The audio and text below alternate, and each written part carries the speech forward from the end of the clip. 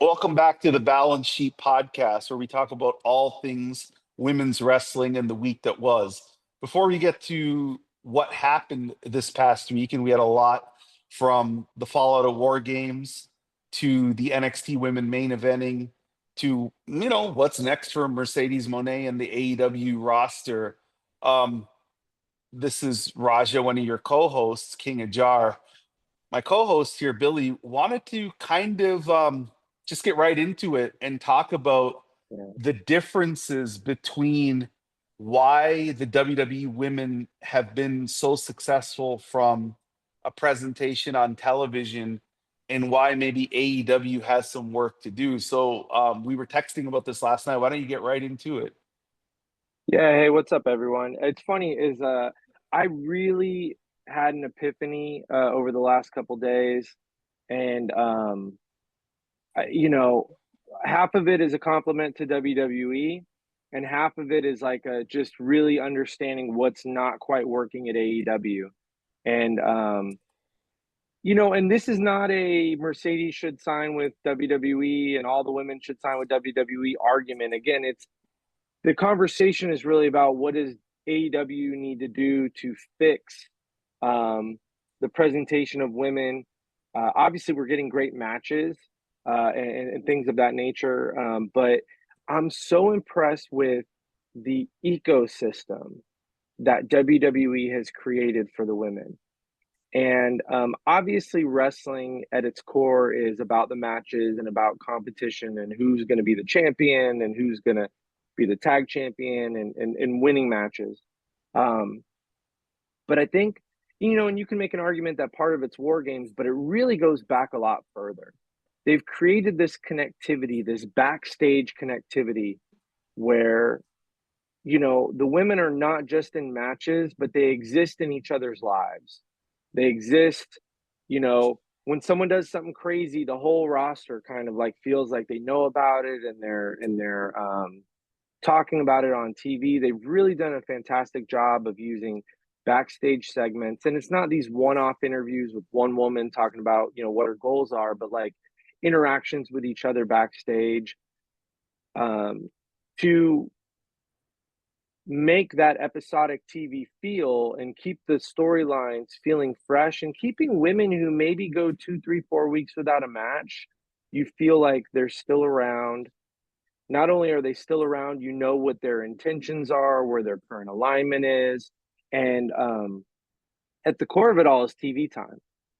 Because of the amount of TV time they've invested in women, and I think it's most strongly displayed on Smackdown and on NXT, where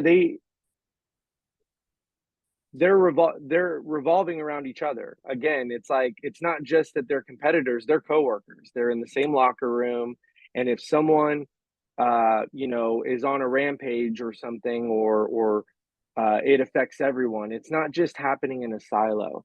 And in AEW, really everything's happening in a silo. I mean, they step through their feuds and it's pretty much one-to-one.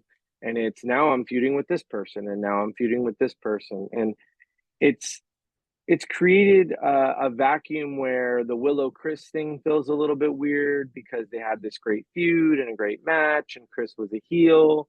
Well, now she's been a face for a couple months. We don't really know why she turned back face. They haven't resolved any of that with Willow. Like, is Willow still mad at her? Is she happy that she saw the light? They're all in these lanes where they have some direction on TV, but none of it commingles. And part of that is because they don't have the TV time for it to commingle. And the last thing I'll say before I kick it to you for your thoughts, this is why Camille didn't work as Mercedes' bodyguard. What does she need a bodyguard for? She does not need to be protected in the ring. She's the greatest women's wrestler of all time, at least in AEW's eyes. That's they paid her to be, they paid her as such. Even on TV, there's no reason, and that's why she just every time they got down to booking, they're like, "Well, it doesn't make sense for Camille to help Mercedes." And other than that, because the locker room is not an ecosystem, she didn't need Camille's help. in her promos, Mercedes, again, coming from WWE, would often say, everyone's coming after me, I'm the champ. But it's not being written where everyone's coming after her. If they are, it's in a nice, tidy, single file line. You know what I'm saying? Like, she's not in danger. Um, Even the Death Riders thing, that's kind of bled over where the men have some stuff going on, and you've got like a side dish in that with the women, with Marina and kind of Willow got involved. But again, that hasn't become a thing, a part of the story. And I just really think that's a lot of what's lacking, and why week to week we just kind of don't know what's going on. People disappear for weeks at a time, and it's a big issue. Yeah, there's a lot to unpack there. So I guess I'm gonna go bit by bit. Let's start with the Mercedes Camille thing. I'll get to that right now. So do you remember why Shawn Michaels ended up getting Diesel as a bodyguard? Ooh, I do not. So Shawn Michaels lost the Intercontinental title to Marty Jannetty on a Raw. And I think 2 weeks later, maybe even a week later, I can't remember the timeline, Diesel came out and helped Shawn Michaels win back the title. So it was like if Mercedes had lost the belt and then Camille was her means to get it back and then keep it, that would make sense, right? Like that would Right. make sense. The problem is, and you said it, is Mercedes has never needed her help in the ring. Like, it's not like Camille is interfering in her matches all the time to get her over the top. She's winning clean. Camille gets kicked out of ringside, she still wins clean. So that doesn't work. If Mercedes said, you know what, I'm so famous, I get mobbed by all these stalkers, like I wish they had played on to her kind of internet character where people say, oh, she's like mean to people at airports and stuff like that, where they were actually shot a vignette in an airport where Camille's like pushing people away. Like that would have been cool. Like if That they would have had been done good. that. Yeah. So and you're right, like there's no like it's just she got a bodyguard because she got a bodyguard because we have nothing else to do with Camille, right? Like that's Britt really was attacking her. It made sense in the moment, but it never it didn't make sense after that. Yeah, and it was almost like she got the bodyguard for Britt, but then Right. she beat Britt clean, and Camille got kicked out of ringside, and she still beat Britt clean. So the ecosystem part is a really when you texted it to me, I was thinking, and I thought about it, and I'm like, AEW, at least for the women for sure, they book like Japan, and what I mean by that is champion wrestles challenger, champion beats challenger, then the new challenger comes, and you don't know why this is the new challenger other than that person maybe is next in line, but there's no like, it's not like they have rivalries. It's just like somebody from the past. It's like, hey, you're the next person to fight. And there's like you said, there's no like nobody's tying into anything. There's like Willow and Yeah. Chris, they have this wonderful match. Chris goes on, turns babyface. We don't know why. Goes after Mercedes. Willow then goes into the Death Riders feud. So technically, they're both on the same side, but they've never had any interaction on TV since. They don't talk about each other. Willow comes back. We don't know why she was gone for so long, other than she got injured in a match. Like, there's just too many like it's like the story is just pieces laying on a table and you haven't put the puzzle together, but nobody in AEW wants to put the puzzle together. They just kind of want to, as you say, work in a silo. Do you think that's the number one reason on why their women's division doesn't get traction in compared to WWE's?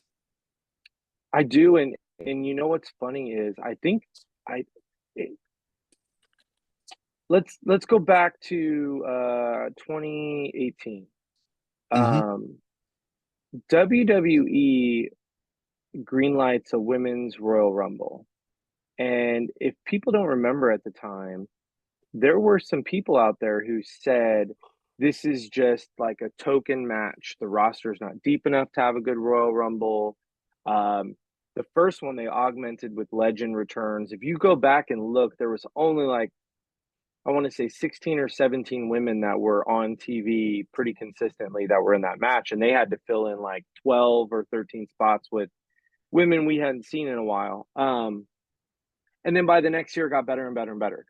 But when you have these Royal Rumble matches, and when you have these Iron Survivor matches like last night or War Games or whatever, ultimately they didn't do a good job for years. But here we are, 6, almost 7 years later, and they've had to flesh their roster out to fulfill the Money in the Bank matches and things like that, and TV time, and I do think that they're truly leaning into some of the talent that they have, in giving women more representation. So all those are good things. AEW doesn't do anything. None of their special matches have extended to the women yet, or at least not on a big platform. They might have, I think they might have done one of the challenger matches a couple times on like on a collision episode or whatever, but we're not getting like a big pay-per-view multi-women's match that necessitates them fleshing out the rest of the undercard. And I think sometimes you have to start with the end in mind, and maybe that's part of it, is they really just book champion to challenger, like you said. And one great thing about it is they have the best mid-card title in all of wrestling, right? WWE is introducing women's mid-card titles. Mercedes has killed it as the TBS champion, and she's not the first. Chris has killed it. Jade had a 500 day run. So they've done that part well. Doesn't really necessitate them fleshing out a large chunk of the roster. So I'd like to see them challenge themselves to do that. You made a point when we were talking earlier about what TV show it reminds you of. I thought it was Mhm. really, really actually super interesting. I think you should share it because I think you nailed it. Yeah, so WWE is real episodic television where what happens on Raw this week, they will follow up with the story next week and or the week after. Like when perfect example is like when Rhea got beat up at the NXT parking lot about her eye. Every story beat, as you like to say, after has been about that orbital bone. And this past Monday, you saw Raquel finally got the one up on her by putting her orbital bone into kind of the point of the announce table. My only beef with that is then Rhea gets right back up and says, I want to fight everybody, even though she's holding her eye. And it's like, well, okay, at some point, your eye, like you shouldn't be Yeah. able to get back up and fight. But the show I was talking about is when I watch AEW, it reminds me a lot of The Simpsons, which is whatever happens on that episode just stays in that episode, and they don't ever talk about it on the next episode when it comes to the women. And it's like, this is this episode, and the next episode has nothing to do with this one. That's why Bart is in the fourth grade for since 1989, right? Like they never grow old on The Simpsons, they never grow up. It's the same thing, it's just each episode is different. And with AEW, it does feel like that with the women. Like it feels like there is no continuity. There is no, like you said, Camille gets beat up and laid out, and they have not even had anybody question who did that. It's just like, oh, she got laid out. We'll figure it out later. And They now bring it up to she's Mercedes, but it's not like an over. No one in the locker room's like, "Holy crap, people are getting beat up over here!" Like it's all in its own lane. Yeah, it's kind of like with the J, like you look at two situations. Camille's laid out how AEW handles it, very Simpsons like. Then you have Jade, and since she's gotten laid out, a lot of the SmackDown women's stories have been about that plot point in like Bianca's going around questioning people. Piper, you weren't at ringside when Chelsea was in the match. I think it was you. Naomi's right beside her. Yeah, we're gonna find the person, and I'm watching this. I'm like, oh, it's Naomi. She did it because she's telling Bianca it's everybody else but her. Right. That's classic wrestling for I'm the person behind it. But the point is, they talk about that point every week. They go back to it, they show it to you, they tell you.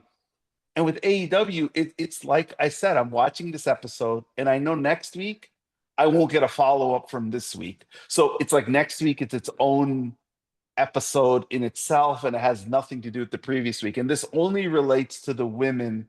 We talked about this because with the men, they do tie things in a little bit better.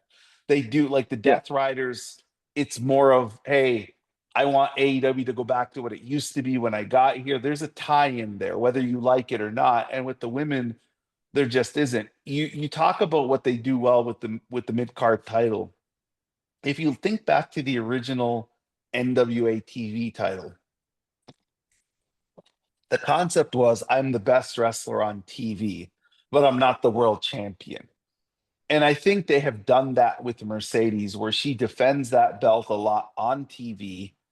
She's taking on all comers. She has feuds here and there about the title, but really it feels like what it is I'm the best women's wrestler. If you want to prove it, you got to beat me for this belt or the New Japan belt. And that's her story. Like they tried a little bit of a blood feud with Britt, but it didn't work because I guess the match didn't resonate with everybody.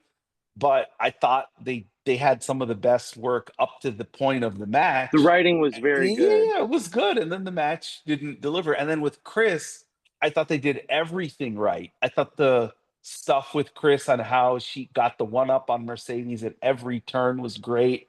Um, and then the match delivered because truly I thought Chris was going to win. Like I truly thought, oh, she's going to win. She's going to win. She didn't. And that was good. So let me ask you this. If Tony Khan hired you tomorrow and said, you know what, Billy, I listen to the podcast. You guys have a lot of thoughts about the women's division. You seem passionate about it. I'm going to let you work with Jen Pepperman to book the women's division, and I will not get involved. What would you do?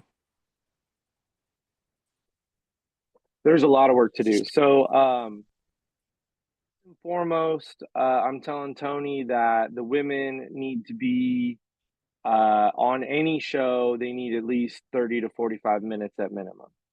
Um, I think they get that on Collision sometimes, but 30 minutes doesn't sound like a lot, but on Dynamite, 2 hours, that's the minimum, right? You could get two kind of major angles going. Um, what I start with is you've got the right champions actually, right? I love Mariah's champion. I love Mercedes' champion. Um, then I up what my women's roster looks like, and I start to uh, flesh out where they stand, who they're aligned with. And they've got a double, triple down on backstage segments. And I'm not just talking like 30-minute promo, but backstage interactions. You want to feel like everyone is on TV. They don't have a match. And that's really the thing is AEW is about the matches. I get that. But investment in the matches is created through character building. So um, I really kind of start to get those alignments going, not factions so much, but like in a brawl, who would be aligned with who? No one in WWE would be like, oh, it's so crazy that Rhea aligned with Bianca. You knew that Rhea would see the world the same way Bianca does currently right now, and that they could be War Games partners, even though they haven't been on TV together in a very long time. So, to be very specific, I'd bring Chris back. I'd have her coming in. She bumps into Willow in the back, and I would tie up that storyline. And I would either have a, hey, I don't forgive you, but you go do your thing. I'm going to go do my thing. Or they don't have to be aligned or whatever, but you have to tie that up. It'll help Chris be more over, by the way. It would have helped Chris be more over if they did it before the Mercedes match. So I fixed that. Um, and just little things like we knew Mariah and Mina were gonna, we knew Mariah was gonna turn on Mina, but there should have been a third woman involved. Mariah should have had someone in her crosshairs or someone that was coming after her and then the Mina thing fell apart. So you've just got to start layering in that when it's not champion challenger, every other woman in the back's not just sitting in the back on their hands.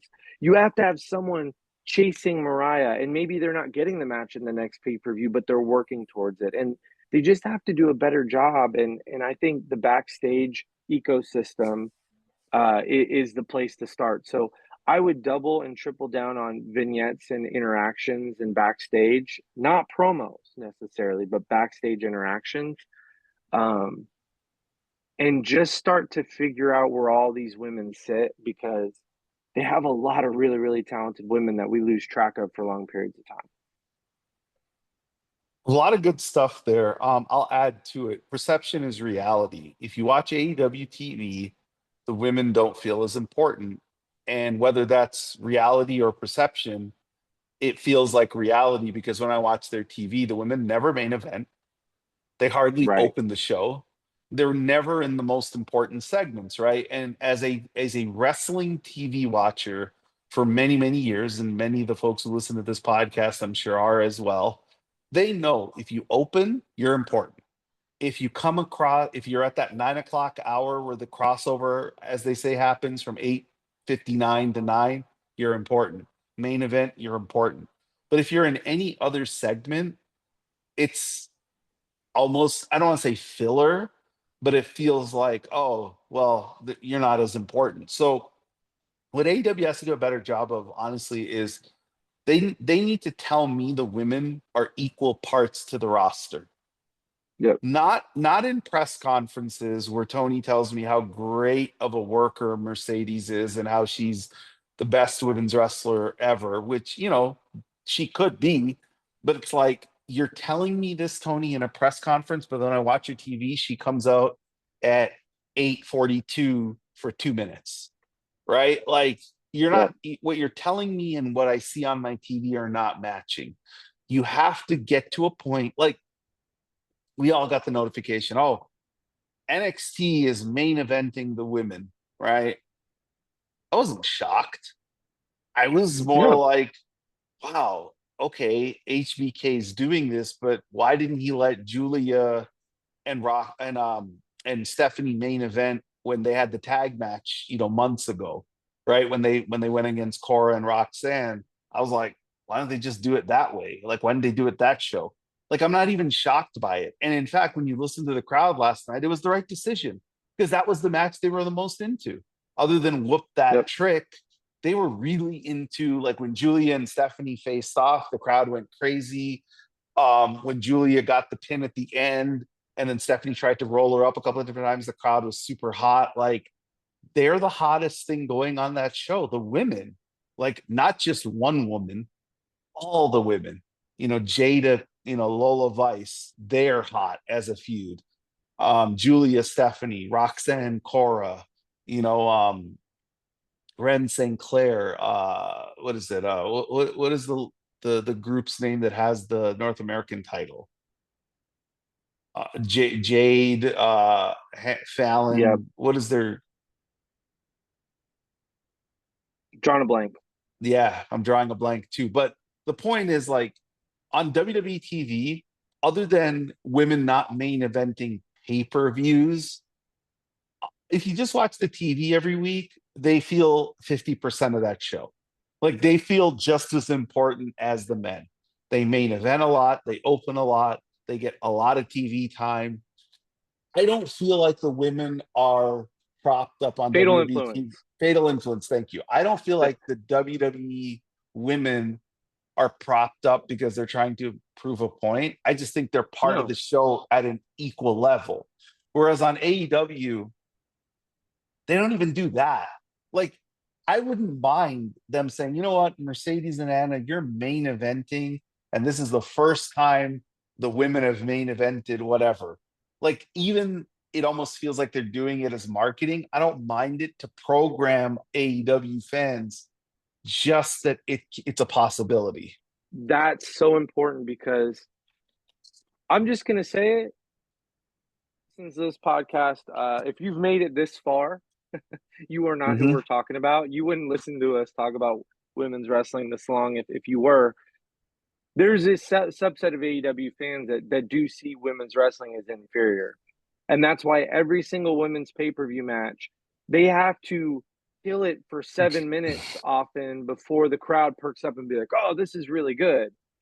They're very rarely dealing with that at the very beginning of the match. Uh, and the reason I blame AEW crowds is it certainly doesn't happen in WWE and certainly doesn't happen in NXT. The women are very over at the beginning of the match all the time. And the proof is actually NJPW. Um, Mercedes, there's not even a TV show for NJPW, but she shows up and has a match in front of those crowds, and that sucker's hot from Jump Street, right? Um, Her match against Hazuki next weekend is going to have a crowd that's crazy over for the women wrestling, even though most of the card is going to be men. Um, this AEW crowd kind of sits on their hands at the beginning of these women's matches, but AEW hasn't done a good enough job on TV telling these fans how important these matches are, how great these women are. And I'll give you an example.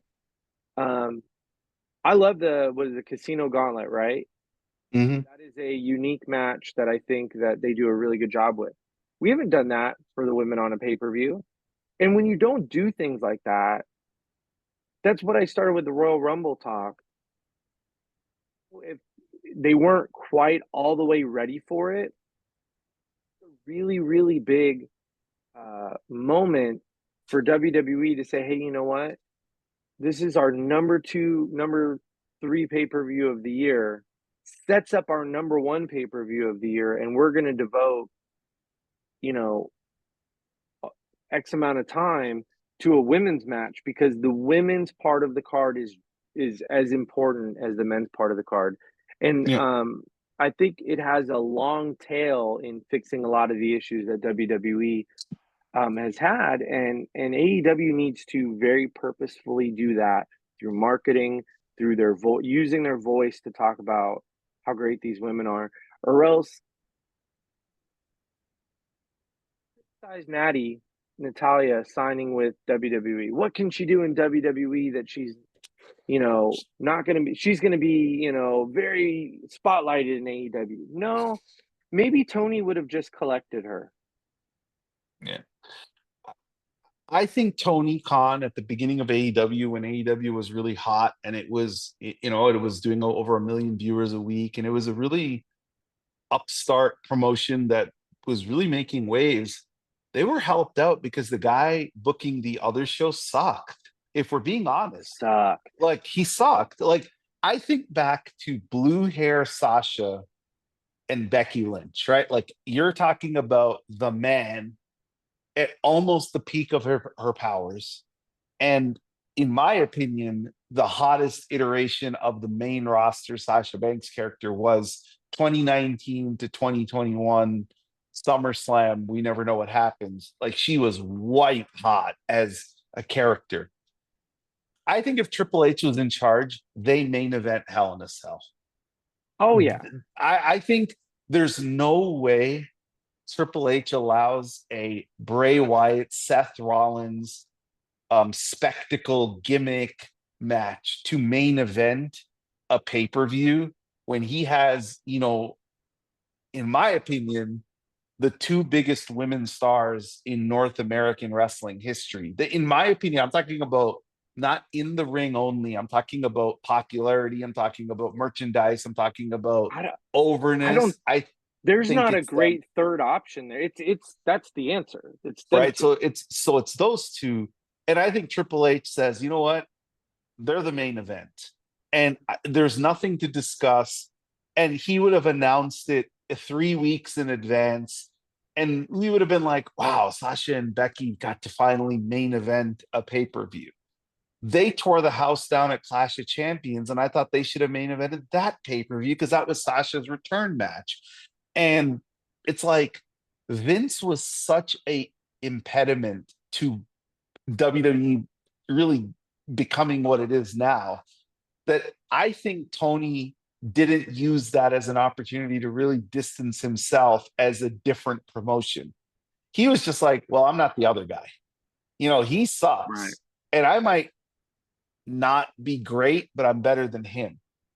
He can't do that now because the other side, they're hitting on all cylinders. Like I watch, look, I know I'm of the two of us, I'm probably a much bigger Julia fan than you are, right? And when I watch how she's presented last night, she wins the match, and at the end they have the tinker hitting her in the head, and the last shot of NXT is her arms in the air, and you're like, oh, she's the next star. They don't do any of that with the women in AEW. Like No. Chris, to me, after that loss, for her not to be on TV the Wednesday and cut a promo on how she gave it everything and how her leg pretty much gave out at the end, or tell a story about Chris was on one leg for 50% of the match, make something up. Like, I don't love to give Vince credit, and maybe he doesn't get the credit for this because maybe Jim Cornette and Pat Patterson did the work. But do you remember when Austin lost? I know you're a huge Bret Hart fan. You remember when Austin lost to Bret Hart and the blood was trickling down? Do you Yep. remember what Vince said on commentary? He goes, by no means did Stone or Steve Austin give up. He passed Yeah. out. They don't Yep. do any of that in AEW. Like they don't tell the perseverance that Chris had. She was on one leg. This is the best women's wrestler in the world she's wrestling against. Somebody who hasn't lost a match in. When's the last time Mercedes has gotten pinned? What, Mayu? Or I guess it Yeah. was Willow. I guess Willow. Willow. Yeah. Yeah. When was that? May of 2023. Okay. So she hasn't lost a match in a year and a half. And they could tell a simple story like Chris almost beat a woman who hasn't lost in almost 2 years with one leg and really build Chris up. So I want to see the rematch. I want to see Chris versus Mercedes. Or to your point, down the road, you see a vignette with Chris and Willow saying, she's our like we need to go after her, setting up a three-way. But you know what? It's not just in the moment, because actually, I think Schiavone and everyone, if you watch back the Chris match, they did a really good job giving Chris and Mercedes their flowers in the moment. They And did I a know great that job, yeah. I and the perseverance and Mercedes being a tougher champion, even though she's kind of a pain in the ass, they did a really good job. To your point, what Vince said on the pay-per-view, it wasn't just about what he said on the pay-per-view. They replayed that shit over and over Yeah, and yeah. over again. And they talked about it over and over and over again. And Tony does a real. If you didn't watch the Full Gear pay-per-view, your opinion of Chris and Mercedes is static, but it was Yeah, going into the pay-per-view, it because they was. haven't hammered home that they had a classic, that Chris is tough as nails, that Mercedes is going to be very hard to topple, because as much of a heel as she is, and as much as, play to the crowd, right? As much as y'all hate her, man, it's going to be hard to beat her. Like, these are story beats that have to be. Don't let us tell our own story on your show, man. Like, tell us the story. We would all agree, or you would agree, that 2015 main roster WWE probably better than it ended up becoming in like 2018 for the men or the women, but it was still not what it is today. So if you go back and watch, there's an episode of Raw after Sasha Bailey Iron Women match. And Sasha was part of Team Bad then. And she came out, it was in Chicago, and she got cheered, but their heels, but she got cheered because of the match with Bailey. And Jerry Lawler, of all people, I couldn't believe this. I had to go back and rewatch it. He said, yeah, she lost the match, but she has nothing to be ashamed of because that was one of the best matches I've ever seen in my life. And so, like, he reinforced that, yeah, she lost, but she's not a loser. And he did Right. that on commentary, right? Like, he talked about how this was, these two have had like some of the greatest matches of all time. And I think that's part of where it goes back to the Simpsons thing. When they like, you're right, Tony and Excalibur and Nigel did a really good job on the pay-per-view. When Mercedes won, they're like, she earned that one. Like she earned it. She had to. Yeah, she's tough. But again, on the following Wednesday, she beat Chris, right? Like it's not like you don't get this recap, you don't get this video package, you don't get that. Well, you don't get, this, you don't She get the, beat she beat Chris in a great match, tough match, and it's like without the production behind it, it's just words. yeah, it's just, and I get that. That's part of where, and I'm not going to mention his name, but a very prominent wrestling figure who used to be in charge of a company, a character for another company said, Tony doesn't know how to write TV. If people don't like that, but he isn't totally wrong about that. There is an art to writing wrestling TV. There are folks who listen to this podcast who love the competitive, hey, I just want to see the best matches in the ring. But why some matches resonate more than others in the annals of wrestling is because there is a story leading into the match, right? The poster behind you, that match isn't what it is if the Bailey story wasn't hitting its crescendo, right? Like Right. Bailey was that was the summer of Bailey. She finally beat Charlotte Flair. She finally beat Becky Lynch. Now you have the last piece of the puzzle to beat. And to Sasha's credit, my God, she was such an ass as a heel leading into the Bailey match that even as a fan of hers, I wanted to see her lose. I was like, you know what? It's your time. You got to lose because I Yeah. don't like how you said to Bailey, that's why I'm on Raw and you're on NXT. Like she needled her so many times that when you saw the Bailey win, you felt the emotion. The match was phenomenal. In a vacuum as a match, I could say, it's as good as any match I've ever seen. But the story part of the match is what makes that match resonate special. Seth was crying in the Make crowd. Owens couldn't follow it. Yeah, like that's all of the story. Hogan Macho Man. If you go back and watch that match with your sound off and you never knew the mega power story, you're like, oh, this is basic. Like, wow, Macho's carrying this guy. But the fact that you had that year-long build, Elizabeth, the stuff Hogan was doing, the stuff Savage was watching Hogan do, we got to WrestleMania and it was the mega powers explode. That's what made that special. And that's what AEW lacks. On the women's side, I know they have men's stories. I'll be honest, other than Swerve and Hangman, there isn't an AEW men's story I've ever been super invested in. I love what they're doing with Hurt Syndicate. Yeah, yes. Swerve again too. So before we kind of recap the what's ahead, what happened, and what's ahead. Take that point you just made and make an appeal to Tony Khan and why writing good TV is so important. I, like probably anyone else that watches wrestling, also have other commitments and a life to live. So do you. Everyone who watches Mhm. wrestling does. Not just because of my fandom, but because we do this show, I am committed to watching both WWE shows, NXT, and all of the AEW shows. I am not committed to watching them live. I have a career, got family. I'm not special. Everyone has commitments. Everyone has school, work, whatever. DVRs for. But to prove that Tony kind of maybe missed the mark when he had the opportunity to strike gold when he brought Mercedes over. The first 6 months she was in AEW, I was choosing to basically let my wife, my family know, hey, Wednesdays I'm going to watch wrestling. I want to watch it live. I want to consume it live. I want to consume the show. And I was watching AEW beginning to end.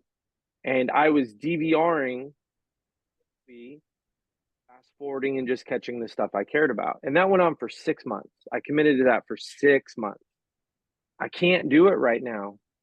I am so compelled to rather watch what's going on the other days that I'm on Twitter, so sometimes Mercedes pops up at 8:45 on Wednesday, I might change the channel or go into the other room and watch it real quick. But I'm not watching the show beginning to end. I'm watching SmackDown beginning to end. And most people have that. Most people can't live their lives and say, I'm going to watch wrestling live Monday, Tuesday, Wednesday, and Friday. Almost nobody can. So if you're going to keep us coming back and getting us to watch the show beginning to end, you need to book a better show.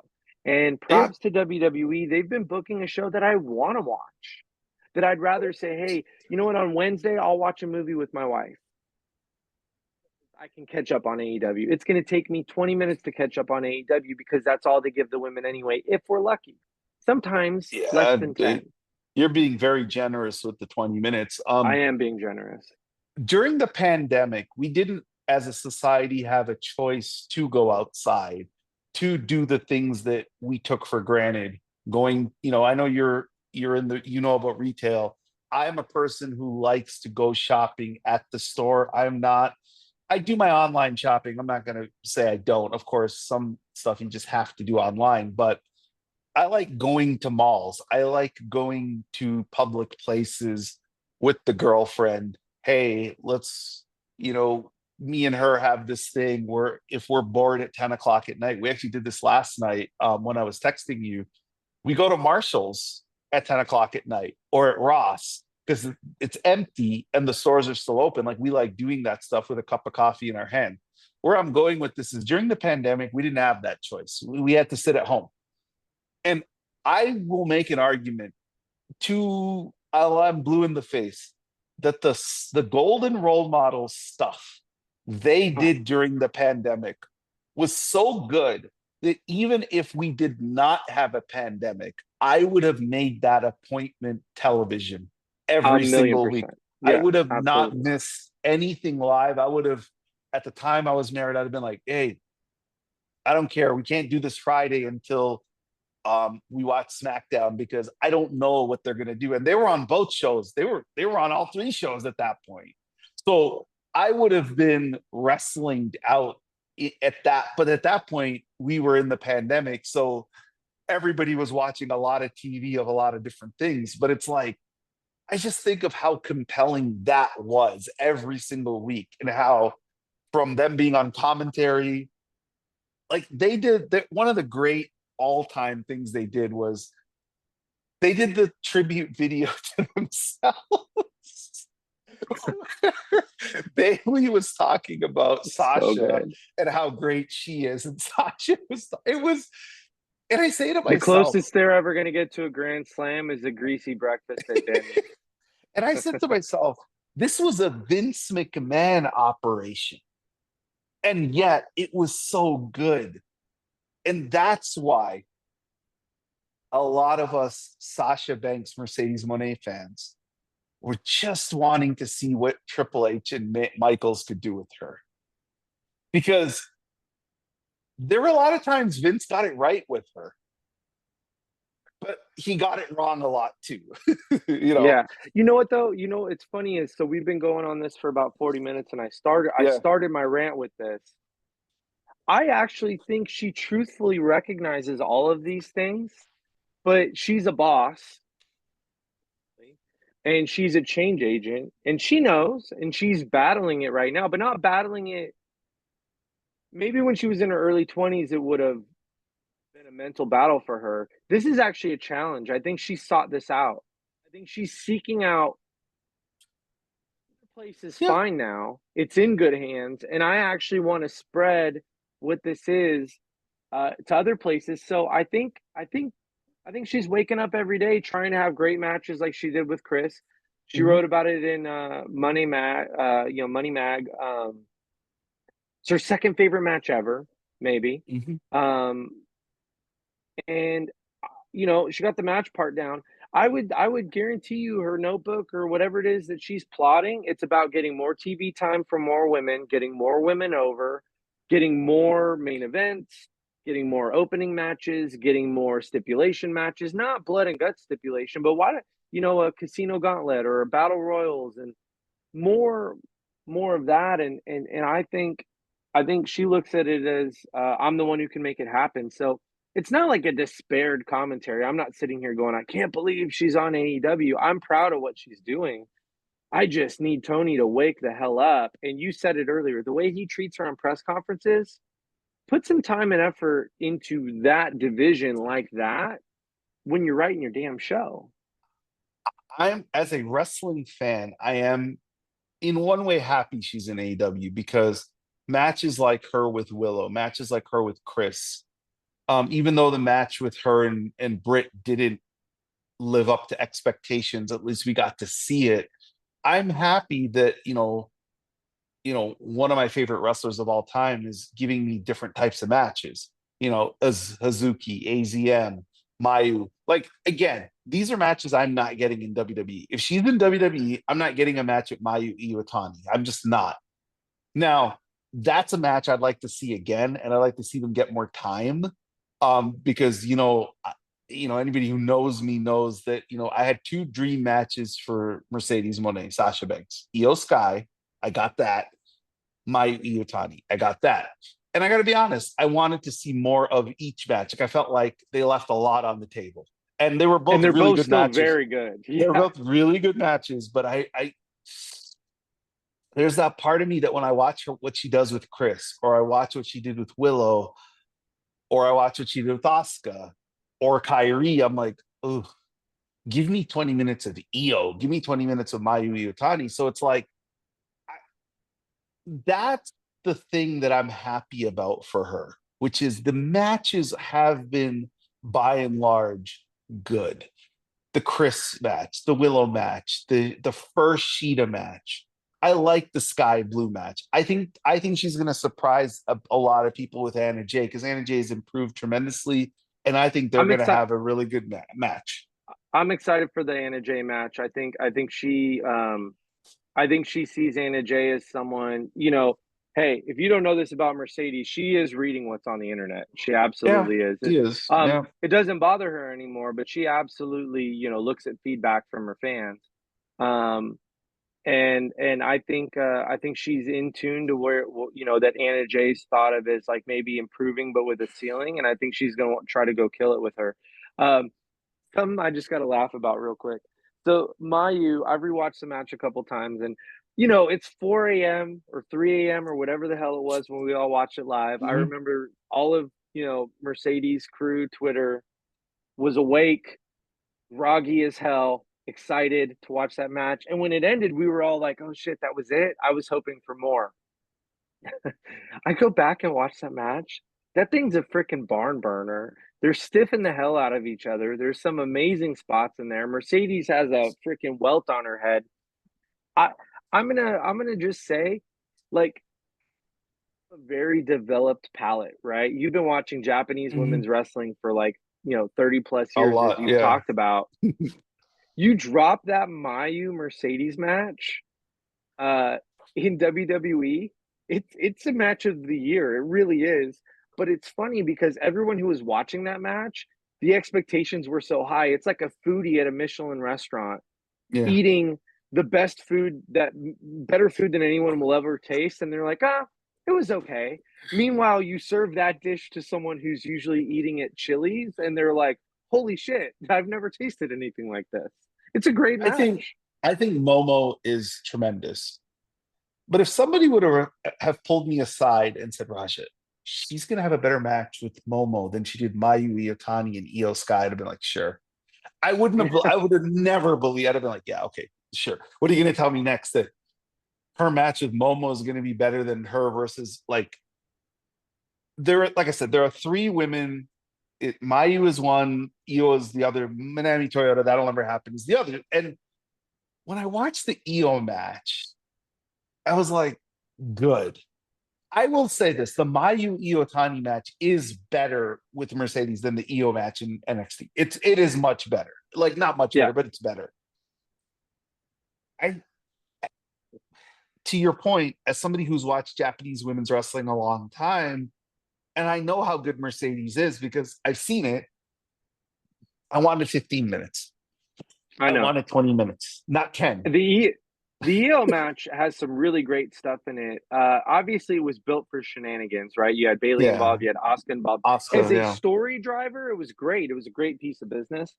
Would argue that a Mercedes EO feud match with a 20-plus minute blow off would melt our brains, and we might have to stop consuming wrestling for a couple It months would to recover. It would be very, very, be it would be so good. I it. think, I think her best possible matches, very short list. I'm going to say Bailey's already clinched it. Bailey's like waiting at the mountaintop, like, where y'all been? Because she's always in it. But I think 20 minutes with Io, 20 minutes with Mayu, and 20 minutes with Athena would be, God, you got me thinking Rhea and stuff now. But I definitely want to see rematches of the other two. I don't know that we'll ever get the Io one. I think we'll get the Mayu one at some point, and I know we're getting the Athena match at some point. And if we get the Athena match and it's 14 minutes, um, I'm going to Jacksonville to throw a baseball bat through one of the windows. Like, like what they did with, and it's not Tony that did it, but what happened with if we get what happened with Io and Mayu in the Athena match, and it's just a little too short, I'm gonna flip my shit. It better Look, be like what they did with Chris, to just commit and have the greatest match you can. for I don't those need of an you who don't appetizer. for those of you who don't know how big the state of Texas is, I live in Texas, where I guess we all assume in Dallas in July 2025, Athena versus Mercedes is going to happen. And I plan on attending that in person. And again, to your point, if that isn't a marquee match on that card, if it isn't 20 minutes, and if it isn't promoted to the hilt, if it isn't like a legacy type of build up, I'd be very disappointed. Before we get to the recap, the thing with with wrestling on a stardom card, and Mercedes has found this out now twice. They try to cram 32 matches in 4 hours. And that's the other problem. Like, they had Mayu Iotani and Mercedes in the middle somewhere, like third from the top. Like, it wasn't even promoted as it was like promoted as the marquee match going into the card, because they did all the backstage stuff. They did the press conferences with the ukulele and all that. But then when you got to the card, it was just a It was a match. politics because Stardom didn't want to make that belt look like it was more important than Yeah, their belt. It was a it was politics thing, yeah. so bad. But you're okay. So Eel, we will do our list, in 3 weeks when we do Wrestler of the Year. But unless something drastically changes, I think Io is going to be at the top of my list. There's two types of Io Sky matches there, and she's done both this year. One is Bailey, the other is Utami, right? Which is the Japan Joshi strong style. In Japan, they kick they beat the crap out of each other. It's more of a spot type of match. Or there's the Bailey match, which is the story match, right? Like body part, this and that. Which EO do you prefer? And then we'll get to the recap. I'm just curious. My story, and I actually applaud how well she's adapted. That's my taste, right? Mm-hmm. I'm a Bret Hart guy. Uh, the stuff Mercedes does is 100% my shit. Um, Beating someone because you attacked their body part, or losing because of your body, a body part failed you. Um, that's 100% my stuff. I'm not a you know, I think Mercedes' greatest superpower is what some people would call, that WWE style. I think she's, the best in the world at, even back when she was getting 5-minute matches, making like them seem like an athletic competition that mattered, and not, not about the spots, but mostly about the fight, and who was going to get the win. Io has created a very, very good version of herself under that, some would say limitation, and some would say, opportunity. Her matches with Bianca hit every note I could ask for out of a match. But that, that's my preference, is that style. Um, the the Mayu match with Mercedes is an example of yeah, even something that maybe why I don't like it as much as, or didn't like it as much in the moment, is I like to let the fight breathe a little bit, and that thing was just a sprint, which can border on no selling and things like that that generally take me out of a match. So um I don't think I can commit to who the wrestler of the year is until the night of December 15th, after I see a Well, certain card in California. that's what I'm waiting for that. But the night before on Saturday night's main event, Io does fight Liv for the title, right? And what So a transition it is. Let's talk about it. yeah, so okay, let's talk about it. So Saturday night's main event, for those of you who aren't, you know, of our age demographic, it was a landmark television show that the WWE did in the 80s where Saturday Night Live would take off every third month. So you would have Saturday Night Live, and then month three, the WWE would take one of the weeks and do this Saturday night's main event special, which was birthed by Dick Ebersol and Vince McMahon, where they were like, hey, we can take this product that comes on at 12 in the afternoon and put it on in the Saturday Night Live audience and kind of tell some stories leading to WrestleMania, leading to Survivor Series. And I think it went from 85 to 92. Then they cold turkey stopped it. And then they remember when they brought it back in like the mid 2000s, but it was very poorly done. It was like Edge, John Cena, Great Oh yeah. Khali. It was really bad. And then they stopped it completely. And then now they're trying to bring it back to legitimize it the way it used to be. They have Jesse Ventura. For those of you who don't know, the original broadcast team was Vince McMahon, Jesse Ventura. And I gotta say this: Vince was tremendous as a commentator, and Jesse was tremendous. Like that was my childhood. Like I used to. I'm old enough where you used to get TV guides, and you would know which week Saturday night's main event was coming on because I would get the TV guide. We got it weekly with our paper, and I'd flip to Saturday. It's like, oh, Saturday Night Live. Okay, no wrestling. We're that old. They're Oh not. There used to not be a guide button, guys. You had to no. buy a book that would tell you when TV programs were going to be on. And so So I was like, stupid. oh, Saturday night's main event. And for those who don't know, they used to be taped. Like they would tape these in whatever arena, and then But no internet to spoil it. no internet to spoil it. And you would have it would say Hulk Hogan versus Honky Tonk Man, and I'm like, really? Like that's a match? Okay. And you would have Brain Busters versus Demolition, 2 out of 3 falls. And it was something you looked forward to because you got these like matches you never got on regular TV.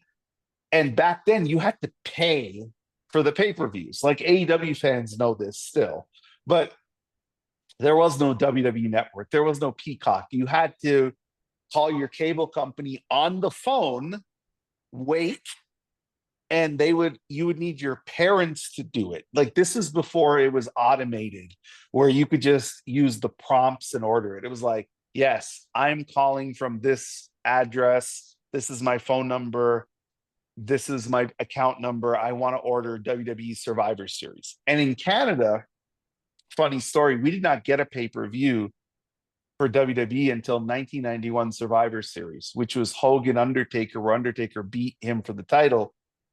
We never got a pay-per-view in Canada until That's the 1991. tombstone that missed the chair by about that Mm-hmm. much. Mm-hmm. Yep.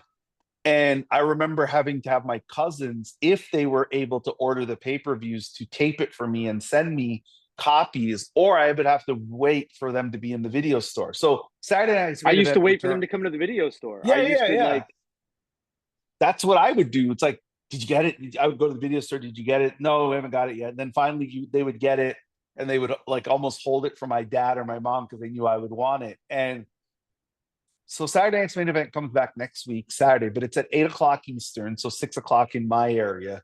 It's going to be live, so that's a new twist compared to other than the two main events as they call it, which was Hogan Andre and the breakup of the Mega Powers, which happened at regular prime time, but they happened on a Friday. They were not Saturday night's main event; they were Friday main events.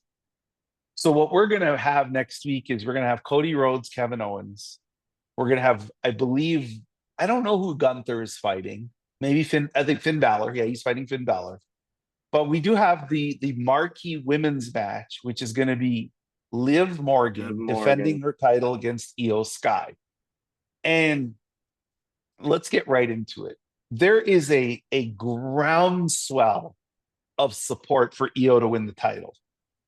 One, to take the women's title completely out of the Liv Rhea Dom feud. And number two, and this is not a knock on Liv Morgan, because I am a huge fan.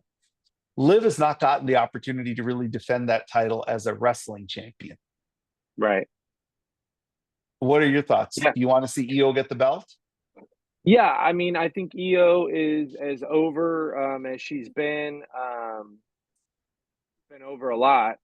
She's very, very well loved by the crowd right now. Where is it at?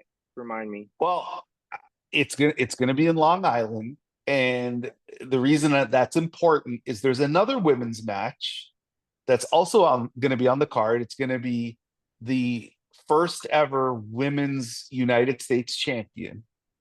Right now, you have, I think, the final, I think it's Michin, I think it's Tiffany, it's And Bailey, it's then Bailey, Chelsea. And Chelsea. Yep. okay. So I think I'm going to change my pick. I thought it was always, Naomi was my pick. She's gone. And now everybody thinks it's going to be Michin. I think it's going to be Chelsea. And I'll tell you why. Who's her boyfriend? Matt Cardona. Where is he from? Yeah, but he just showed up on ROH. No, but what city is he from? He's from Long Island. Well, don't you think Chelsea's going to be super over in that crowd? I don't so I could see Chelsea, and here's the other thing. Or I could Michin? see I could see Bailey wanting to put Michin over in that match. And so when I look at that bracket, I see Bailey Okay, beating I see. Chelsea. I see Michin, and they go all the way back to Shimmer. Hmm. And it would be the most Martinez thing in the Yeah, world to get into the finals and put in for Michin for this wonderful wrestler around a very long time and hasn't grabbed gold in WWE. She was very, very successful champion in TNA and yeah. Hmm. or Impact. Um, but I could see Bailey back there just like this is how it has to go down. And they're not just going to listen to Bailey. And I don't want it to sound like Michin's getting a handout. Michin is very over with the crowd. And I could see Bailey backstage going, this makes all the sense in the world. She's earned it. She's got the most ring time. The crowd loves her. She's the perfect first champion. And I want my shoulders to the mat for her to win. It just it makes too much sense to me. That's how I see it booked in my So you fantasy see, world. so you see Bailey versus Michin in the finals. Okay, so you're Yes. going like babyface, babyface. I think Tiffany obviously is the odd person out here. Like you can make a legitimate argument for any of the three to win the title. Chelsea, Bailey, Michin. Bailey as, hey, what better first champion than kind of the locker room leader, the rock of the women's division, to then hold the title and put somebody over in a very big way. Yes, and that's why it's such a great match for her versus Michin. You know why? Because the casual audience comes to Yeah. main event will have no depth of clue really who Michin is, but they're gonna know Bailey, and it's an inaugural belt which she's won. The tag ones, it's Bailey, and your watcher is gonna think Bailey's gonna win, and they're going to put on a great match, and that's how you mint Michin as someone who a casual fan should care about. I think it's perfect. Now, exactly how I see it in my head, which it means it's probably not going to happen. I don't hate Chelsea winning either. I don't, Tiffany's not going to be the match. Let's just throw that No, out. And I hate having someone win a feud, lose to that person in a more important match a month and a half I later, see. which is why I don't like Chelsea beating Michin. I love Chelsea winning the belt if that's how it goes. She's earned it as well.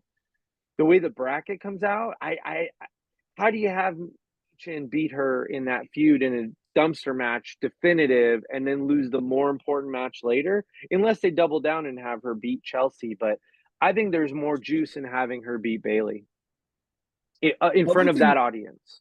other than Tiffany winning the match she won on Friday night because it was in her hometown, I did not see a reason why Tiffany should have won that match. I thought the other two people in the match, for the story purposes to move the story on, I thought they were better candidates. Like if Naomi or Elektra, either one, if you want to, if you want to give some kind of a boost to Elektra, cool. Tiffany But if winning, go ahead. If Naomi's not winning, they didn't want to pin her. True. You get to the Yeah, Tiffany. semis, you have to get pinned. Yeah, that's fair. And Tiffany winning in her hometown was cool because it tells you how far WWE has come from the stupid hometown thing where they're just anti somebody winning in their hometown. The old Vince So McMahon over right booking. now too. She's She so is. over right now. She's way over. And honestly, I'm glad that she's going to be in the semifinals because I think she'll give Michin a really good match. And I think, there'll be something with Candice. Candice is costing Tiffany that match. That's what's going to happen. Candice is going to cost Tiffany that match because Candice and Tiffany are going to go for Naya on a pole or whatever their feud is currently. But yeah, I could see a case for all three women. To me, if Michin and Io Sky win the titles on Saturday night's main event, that tells me how far the women's division has come from a pure booking standpoint. Because I think if we're being honest, I don't know if Michin is employed with WWE if Vince is running the company. No, She no, wasn't. she wasn't. Yeah, and she was given some very, very difficult circumstances to try to make her name. And I think anyone who has been around that long and knows this is a woman who came into WWE with as stellar of an independent resume as you can have. Mm-hmm. Mm-hmm. Stellar, just ready made to be main roster. She was good in NXT, um, and she was given dog shit to work with when she came up to WWE. And the fact that she's put in, not that she was never putting in the work, but the fact that she survived that and is doing what she's doing now, I'm a huge fan. I met her at SummerSlam in Toronto. Just a really, really awesome person, and I hope she wins the belt. Io, I, no, go ahead. opinion on Io Live. Kevin Owens or Io has to win. Kevin Both Owens. win. Yeah, I don't know that they'll both win, but if you're trying to go to network TV, landmark, Saturday night main event, like you pointed out, really major developments used to happen on these shows. Mm-hmm. Um, Andre Hogan, Macho Hogan, like major storyline developments happen on these shows. So if you want to make this important, make it important, and a belt needs to change hands. And I think KO absolutely could beat Cody. You can make the argument he should beat Cody. Cody don't need that belt. Who's going to beat him for it? I don't think it's in Roman's. It's just not in the sphere right now, right? First off, I love what they're doing with Cody and Kevin Owens. I think we're not this is not a podcast about men's wrestling, but the truth is the only problem I see with that feud is Kevin Owens is actually right. I know. Like he's not being like a sarcastic heel. he's actually correct. Like, hey, best friend, the guy you teamed with tried to end my career every single week for 4 years. Right. So what kind of a friend are you? Right? Like, to me, that resonated with me. Like, I want Kevin Owens to win. Like, I look at him as the babyface in this feud. I look at Cody as being just an opportunist who is Yep. a politician who, hey, 100%. when it suits his purposes, he's gonna go team with Roman Reigns because that's what's in his best interest. But Kevin Owens is like, no, I have, you know, I fought this guy every single week for 4 years. And I loved what Kevin Owens said. We'll get to the Sammy part later. Truthfully, I want to see Kevin Owens, Sami Zayn, WrestleMania for one of the world titles. That's what I'd like to see because I think both have earned it. Oh, that would, Both have yeah. earned it. Both have earned it. But I worry about Kevin Owens winning, because where's Randy Orton been? Yeah.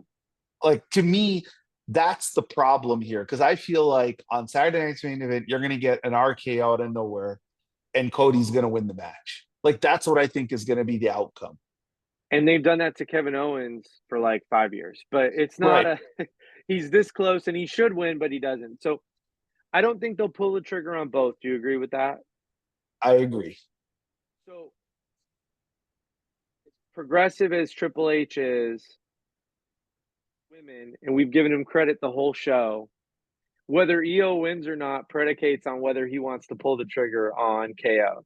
Because if he wants to pull the trigger on KO, he'll talk himself out of pulling the trigger on EO.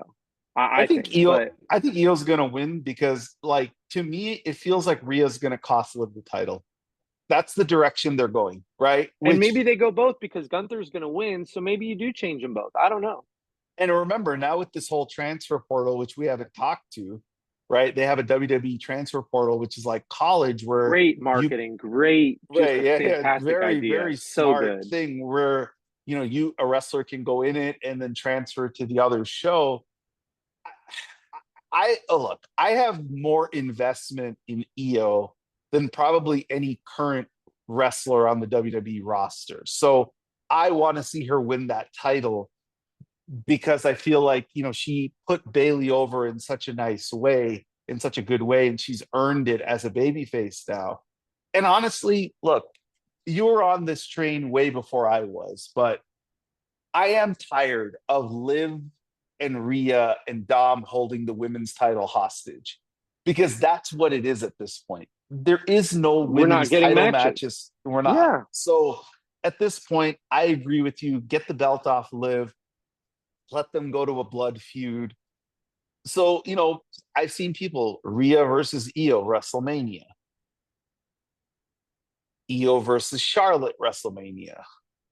Because I think whoever, if Nia gets the belt all the way till WrestleMania, then Tiffany is going to be the one who, before the match, she's going to say, I want you at WrestleMania, Nia. I'm going to cash in. We're going to have the match. And Tiffany's going to get her crowning moment at WrestleMania. God, Like, this roster is so deep because it you're feels right. like it, right? Is looming to come back.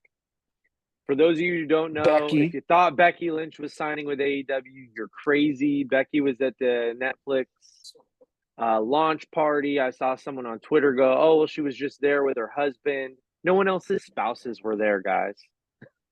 She was I, there as I've a WWE talent." I've heard a rumor about Becky's WrestleMania match, and I wonder what you would think about this.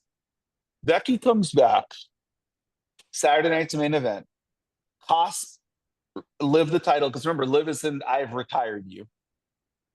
At WrestleMania, we get Liv Dom versus Becky Rhea.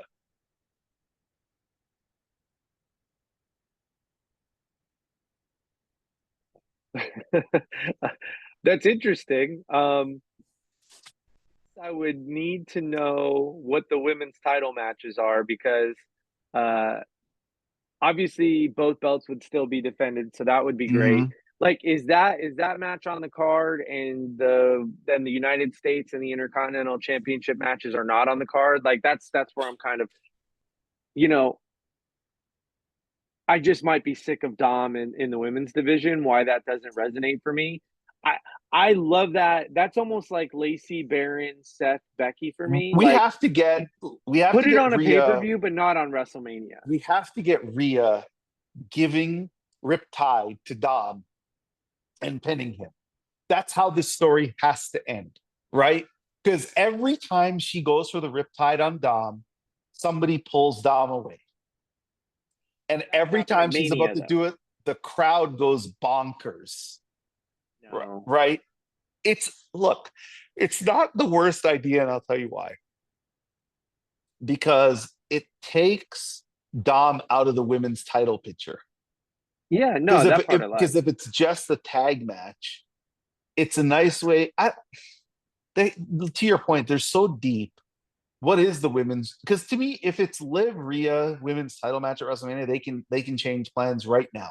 I don't want that match at WrestleMania. I was a huge proponent that I wanted the feud to end at WrestleMania where Rhea gets her moment back. I don't care anymore.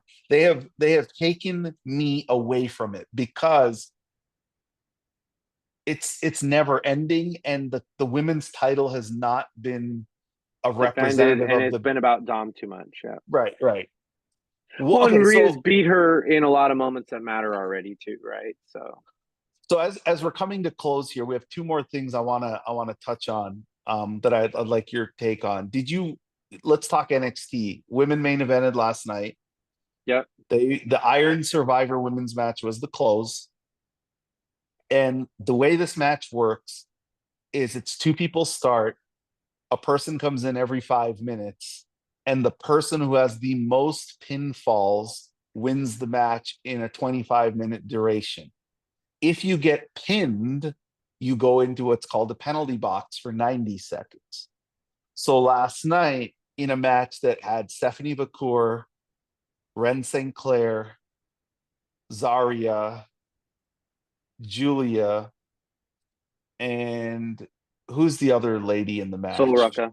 Sol Roca, who, by the way, has some of the best looking moves I've ever seen. Like that finishing Walking the move is ropes with Vans on, man. She's good. that's She's real good. unbelievable. Sol Roca. The match ended last night with Julia pinning Zarya with the Arrivederci knee right at the end. 17 seconds left, hits her with the knee.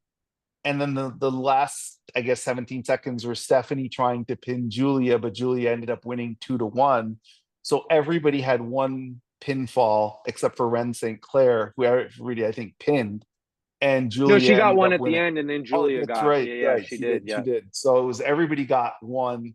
Julia got the second. So now it's Julia, it's Roxanne, New Year's Evil in LA. Do we now think finally Roxanne's losing? Because I do. I think this is the time. She's losing. And this is as paint by numbers as wrestling gets, and it's easy to do it when someone is as good as Roxanne. This is Sasha Banks level. Drop your belt and go be a star somewhere else. I cannot give a bigger compliment to Roxanne. Have a barn burner match with Julia. Your belt, New Year's, right? Your belt. Disappear from WWE TV for 4 or 5 weeks. Come out as the second or third entrant to the Royal Rumble. Last 40 minutes. Forever be a main roster star, and you'll win titles and have great matches. And you've set up everything that you can to be one of the next great stars. I think Roxanne is, one of the greatest in the world. And I talk about this all the time. Ending a title reign is just as important as how you start it, maybe more important. And dropping the belt at the right time to the right person is how you etch a title reign in stone. So yes, Julia should beat her, and she should be part of the Rumble as a main roster entrant, and she should last a very long time. She's obviously not going to win it, but she should be one of the Iron Women in that match. Um, yeah, it's time. It's time for Julia to win that belt. And we are both in agreement that after last night, every time Julia and Stephanie face off, the crowd goes crazy. That should be the marquee women's match for NXT at the WrestleMania show.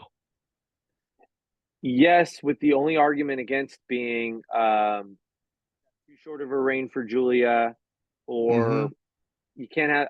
I, they've protected Stephanie more than they've protected Julia.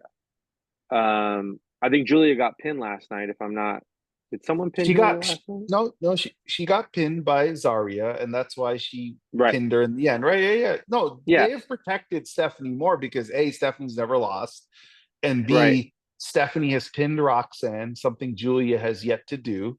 Right. Obviously, they protected Julia because Cora is the reason that she got Yeah. pinned.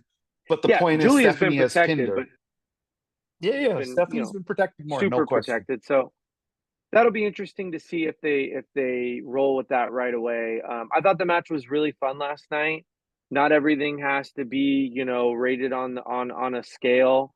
That was good, entertaining wrestling. It told a story. Um, I thought Zarya actually looked the strongest during the match. They had her clean house several times. I'm very Yeah, yeah. impressed with Zarya. Obviously, The double spear spot was unbelievable. Yeah. really cool. A little bit less publicity than the other two got coming in, but I think she's going to be a big name going forward. So, um, I thought that was good. And then the other, I don't know if this was the second topic you want to talk about, but as we run out of time, we can't not bring it up. Bianca and Piper Yes, just that tearing the was freaking house down on SmackDown. Uh, that. Yeah, that match was great. I Great. don't have enough good words about that match. Like, look, for those of you who don't know, man, Piper Niven is a hell of a wrestler. I mean, she's So freaking unbelievable. good. She's a great in-ring performer. She I hate, but she's a lot. She has a lot of Kevin Owens in her, a lot of Big Van Vader in her. Like, for somebody who's a little bit bigger in stature and size, she moves unbelievably well in the ring and is super athletic and does so many cool things, and she works a great style. I would love to see Michin be the first United States Women's Champion. I'd like to see her defend it several times, and I'd like to see her lose it at WrestleMania to Piper. Would be the exact type of business I want to see that belt do. And last night or Friday night SmackDown proved to me once and for all, and I know there's a lot of Bianca fans who believe that Bianca not being in the women's title picture is an insult to her, it's a slap in her face. I'm going completely the other way. I think Bianca doesn't need the title. I think Bianca doesn't need any title. I think she's a face of the company on her own without a belt. And she proved it because she's having a match that nobody knew was happening before the show with Piper. Crowd was super invested in it. And when she put Piper up in the kiss of death, the crowd went bonkers. She doesn't Yep. need to have a world title. She has grown past that. Like Rhea has, so is she, in my opinion. Yeah. If they're gonna book her like this, it used to be that it was an insult to say they don't need the title because that usually meant they weren't on TV. Yeah. We've gone past that where you could actually be booked as one of the best in the world, um, you know, and not have the belt. For a very long time, Stone Cold Steve Austin, The Rock, the Undertaker barely touched the belt his whole career. If you look back at it, um, and but the Undertaker had marquee pay-per-view matches our whole lives. So Mm-hmm. if they're really going to allow us to have non-title feuds and non-title blow-off matches and pay-per-view matches, and again keep with this ecosystem they've created, that being said, Bianca also would elevate. If she's having these matches with the belt, it would be a spectacle. Fair. I'm gonna say that in North America, because again the world's too big and I'll misspeak and leave someone out. In North America, currently working in North America right now as a worker, she's absolutely top five, and she's not fifth. I mean, in my mind, just the quick thing I'm going through is it's Mercedes, Io, Athena, and Bianca are the best workers in the world, and I am probably leaving someone out, but Chris, Willow, those would be the other two. we're very, very spoiled. But Bianca is doing incredible Bailey, things on a very big stage. Bailey, um, Roxanne. and that's what. Yeah, see, Yeah, I'm already like, oh uh, crap. But I guess we're Stephanie so counts now spoiled. as North America. Yeah, we're no. You know what? Stephanie's got to prove. I'm not. Stephanie's got to have a couple more really good matches with not Mercedes. I will say that the part with Julia and Stephanie, and if you watch them wrestle for the strong title, they're a little sloppy together. They're not on the same rhythm yet. We will get there, but like they are one zigging while one zagging. It feels like it's how their strong match was. And last night they had a couple moments like that where they were not moving with each other. The headbutt spot, I'm sure you loved.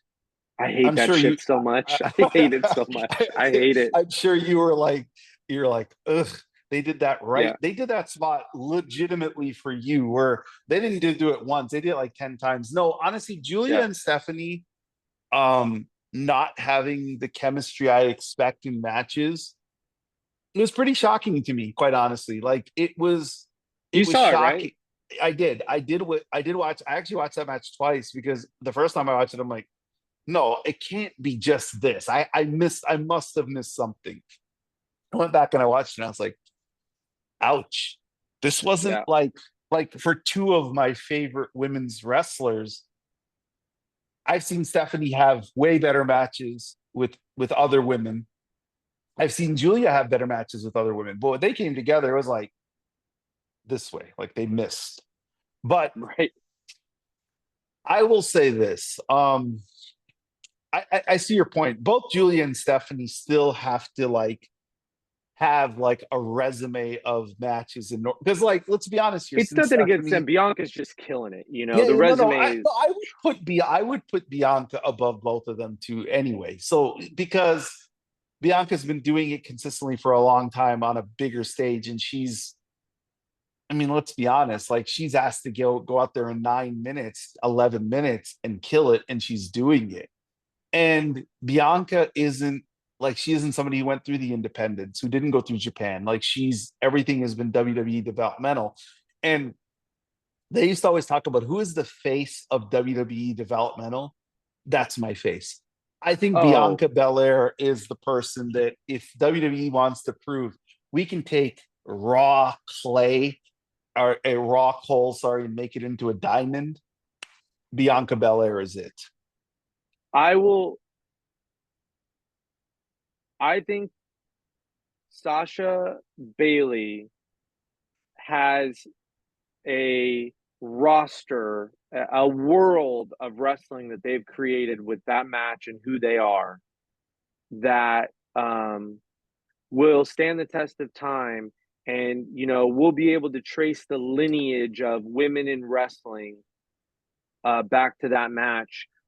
You already have a numerous women who've made it, but it's a little bit more of that fell in love with wrestling, started, in the independents or just went to a wrestling school. And even if they got picked up by WWE pretty early, like Cora and Roxanne, it started with Sasha and Bailey. I think that there is a second group of women who will occupy wrestling that will be traced back to Bianca Belair. And it's not necessarily them finding wrestling, it's WWE being able to go to them as a gymnast or whatever they're doing in college, a la Kalani Jordan, Mm-hmm. and those like that, and show Bianca Belair tape and say, she was a runner and Mm-hmm. look what she's become. And she is the greatest marketing pitch they have for going and getting athletes and creating wrestlers out of athletes. And you have a couple of them in NXT now. And I think that most women's wrestling is going to be able to be traced back. Most is probably unfair. A lot of women's wrestling is going to be able to be traced back to the two of them there. And then WWE being armed with this incredible marketing pitch because of just how phenomenal Bianca is and has become Yeah, through the yeah, performance she center and really. her. Yeah, The first time I saw her, wrestle Kyrie in the Mae Young, I was like, oh, yeah, she's superstar. Like it yep, was evident right then and there. I'm like, because at that time, 2017, Kyrie Sane was one of the 3 or 4 best women's workers in the world. Like she was up there. yep, I've said this last week. She used to be, for me, her and Io were this. They were equal. I think Io has surpassed her. I know some think it's because Io's got an opportunity and Kyrie hasn't since she's returned. And I agree. I mean, she just took a quick pin to Raquel on TV on the tag match. But yeah, I think that this is a great upcoming week because by the time we record this next week, will already know who the United States women's champion is because the yep. semifinals are going to happen on SmackDown in Hartford, and the finals will happen the next night on Saturday night's main event. We will And we'll also know about know Livio. Yeah, we will know about Livio, and we will also have another week of TV leading up to Anna Jay versus Mercedes for the TV title, which I thought for what they had last week on TV was excellent. And I'm very invested in their match. I thought Mercedes was A plus as a complete jerk heel, coming out pretending like she cared what Anna Jay just accomplished in beating Penelope, and then said, "Kiddo, you do something in 10 years. Maybe you'll get a chance with me." I thought it was peak Mercedes heel. I yep. think they need to lean more into that. I need to see that going forward. And that person and the way they're building that character can get AEW out of the doldrums of they don't really care about women's wrestling because that character is a once in a lifetime performer. That I version of her. I couldn't agree more. I gave AEW a hard time for the first part of this call or this podcast, but they did some really great stuff. Mercedes seems to be rejuvenated um, since being on her own. Her backstage stuff is crisper, cleaner. Her Yeah. her character feels more her and familiar. So I'm very very excited to see what her and Anna do. We get 2 Mercedes matches in 4 days. Now, Yes. neither one of those matches will have happened by the next time we talk to you guys.